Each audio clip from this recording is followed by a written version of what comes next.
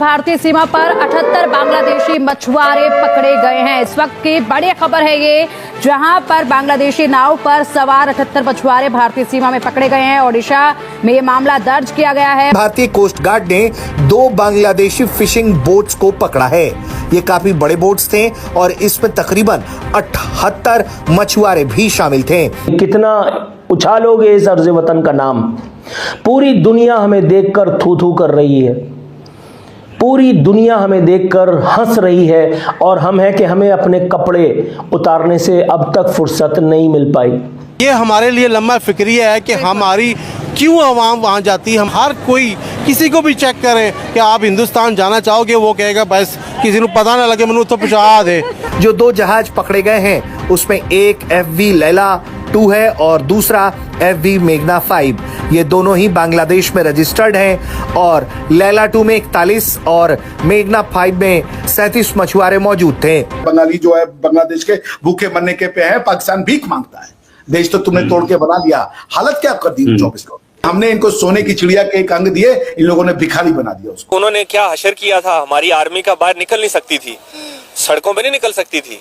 और वहाँ लड़ने वाले जो जवान थे, वो भी ऑफिसर जितने भी 71 में वहाँ भेजे गए थे, उनसे इतने तंग थे कि 90,000 ने हथियार फेंके। ये हिस्ट्री में पहली दफा हुआ। अगर भारत को बेचने वाले 10 लोग तैयार हैं तो भारत के लिए मरने के लिए 200 लोग तैयार हैं, और मरने वालों के लिए उनकी नंबर ज्यादा है। ये जो भारत को बर्बाद। भारतीय कोस्ट गार्ड ने 2 बांग्लादेशी फिशिंग बोट्स को पकड़ा है। ये काफी बड़े बोट्स थे और इसमें तकरीबन 78 मछुआरे भी शामिल थे, जिन्हें भारतीय जल क्षेत्र में प्रवेश करने पर पकड़ा गया है। भारतीय कोस्ट गार्ड के जहाज ने पेट्रोलिंग के दौरान पाया कुछ संदिग्ध गतिविधि भारतीय जल क्षेत्र में हो रही है। इसके बाद भारतीय कोस्ट गार्ड के जहाज ने इन 2 जहाजों को इंटरसेप्ट किया और फिर इन्हें घेर लिया। ये भारत में अवैध तरीके से मछली मार रहे थे। इसके बाद इनके वेसल को घेरा गया और इन्हें पकड़ा गया।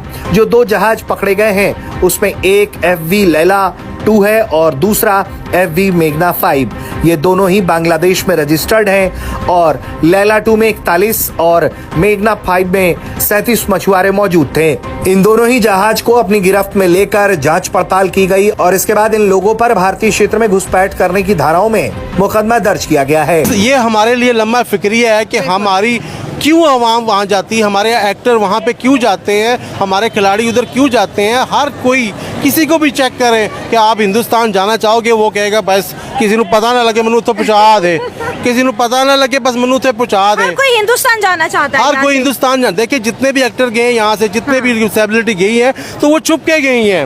वहाँ जाके पता चलता है जी फलाना उधर पहुँच वहाँ आया हुआ है, वहाँ पहुँचा हुआ है। तो अगर वो यहाँ से गा के जाएगा, बता के जाएगा जी मैं हिंदुस्तान जा रहा हूँ, तो सब उसको कहेंगे ये दुश्मन मुल्क में जा रहा है जी, इसका ये हो गया तो इसका वो हो गया। तो फिर इसलिए अगर वो गए हैं तो अभी पता नहीं कितने ही पाकिस्तानी वहाँ गए होंगे और कितने ही जाने की कोशिश कर रहे होंगे।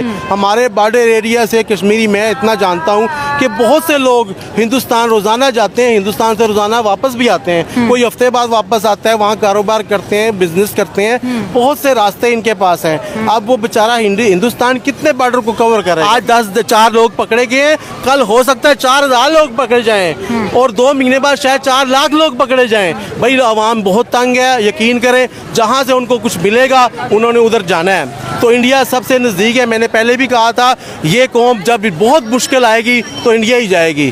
वो खुद बुलाएंगे उनको कि आ जाओ भाई, हमने आपके साथ जाना है। देखिए इंडिया हिंदुस्तान की सियासत नॉलेज इतनी तेज़ है। अभी 9 मई नहीं हुआ था, 9 मई से पहले उन्होंने गदर 2 बनाई है।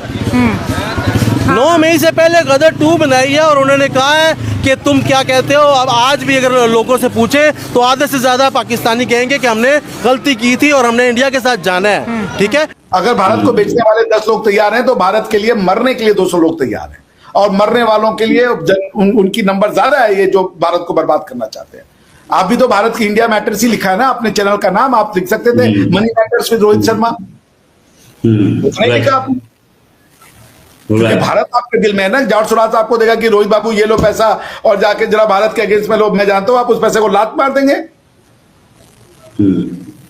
तो भाई है ना, जॉर्ज सोरास ऐसे ध्रुव राठी खड़ा कर देगा, ऐसे देशभक्त टाइप के घटिया चैनल खड़ा कर देगा। खने दीजिए, वो अपनी बातें कहेंगे, हम अपनी बातें करेंगे, टाल ठोक के बात करेंगे।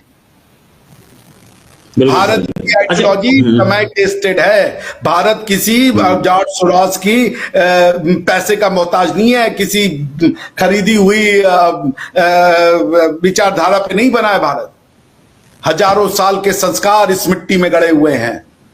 अरे हमें जब ये तलवारें नहीं रोक पाई ये खतरनाक तुर्कों की, जो कि मारने से पहले सोचते नहीं थे, उनको तलवारों की में खून में सनी तलवारें देखने का शौक था, उनसे हम नहीं डरे। तो ये जॉर्ज सोरोस किसके इसकी मूली है?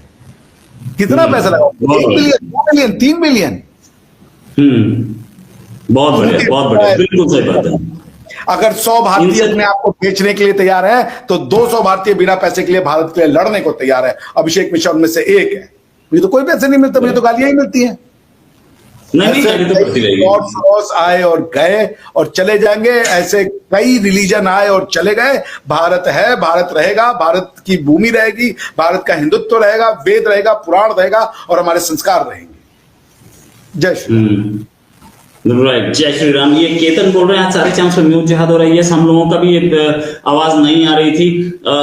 इस समय आवाज आ रही है कि नहीं? प्लीज जरूर हमें बताएं ताकि हम, और कैसी आ रही है आवाज। ये डॉक्टर साहब आपने बहुत बढ़िया बात बोली कि ये हम हैं और हमारी पूरी वो है।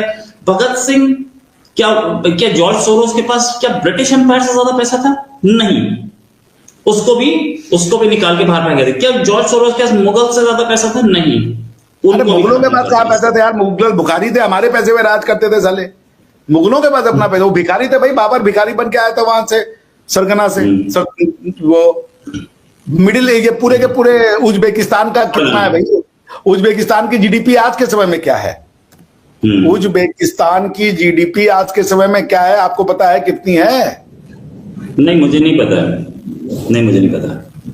कुछ नहीं है, $300 मिलियन है। Okay, 300 million dollar, 300 million, billion पे भी नहीं आता है। बिलियन 300 बिलियन डॉलर्स, 300 भी नहीं है। 125 बिलियन डॉलर है, $125 बिलियन 2024।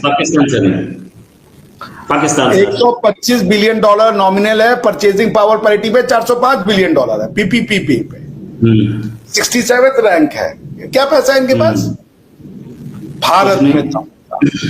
दोस्तों, जब से बांग्लादेश में तख्ता पलट हुआ है और लगातार भारत को थ्रेट किया जा रहा था, तब से भारत की सरकार ने सिक्योरिटी फोर्सेस को अलर्ट पे रखा हुआ था।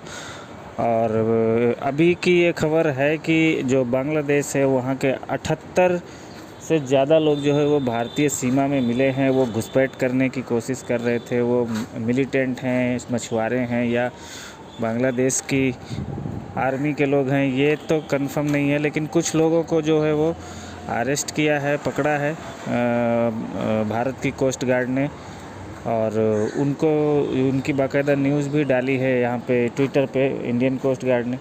तो इससे ये पता चलता है कि भारत की जो सिक्योरिटी फोर्सेस हैं वो एकदम अलर्ट मोड पे हैं और कोई भी किसी भी तरह की घुसपैठ बांग्लादेश की कामयाब नहीं होगी। ये लोग इलीगली भारत की सीमा में घुसने की कोशिश कर रहे थे और ये पकड़ा गए हैं। अब देखना यह है कि बांग्लादेश की गवर्नमेंट क्या बोलती है इनके बारे में। और भारत की जो अभी इन्वेस्टिगेशन होगी उसके बाद पता चलेगा कौन से लोग हैं। जिस तरह से थ्रेट किया जा रहा है लगातार, कोई बोलता है कलकत्ता और बिहार और उड़ीसा पे कब्जा कर लेंगे, कोई कुछ बोलता है, तो उस हिसाब से अलर्ट होना बनता है। नहीं तो ये घुसपैठिए कुछ भी बड़ा कांड भी हिंदुस्तान के अंदर कर सकते हैं जो जमात इस्लामी है उसके साथ मिल करके।